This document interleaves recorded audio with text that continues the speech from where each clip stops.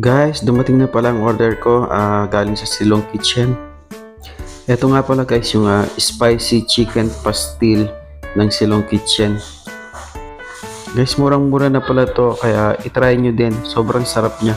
Minute ko pala yan guys.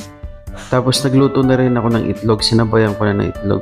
Siyempre, pag makain tayo diba, siyempre ng sinagag tapos itlog. At chicken pastil sigurado guys. Ang sarap. At titikman na nga natin dito guys. Tingnan mo naman yung pagsubo ko ng pagkain. No? Talagang sarap na sarap ako dyan. Murang-mura na to guys. Minsan medyo matatagalan sila mag-deliver kasi nagkakaubusan nga sila ng stock.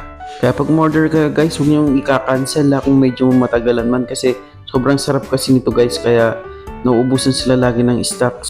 Kaya bago ulit maubusan guys, kung ako sa inyo, order na kayo ngayon na. Tingnan mo nga naman yung laman niya guys, oh. Tingnan yung pagsubo ko niyan, diba? Kaya itry nyo na rin guys. Sobrang sarap niyan talaga, di kayo magsisisi. Kaya ano pa bang ginagawa nyo guys? Ayun na, i-click nyo na yellow basket. At mag-check out na kayo. Huwag mo lang talaga itong mapapanood ng gabi kaya manginginain ka talaga guys. At ang dami ko na nga natikman na pastil guys. Mahilig talaga akong order ng ganito. Pero dito lang sa Silong Kitchen, natikman ko talagang sulit na sulit siya. Tapos siksik pa yung laman niya guys. Sulit na to, murang-mura pa. 100 plus na to guys. Tingnan nyo sa yellow basket. At mag-check out na kayo.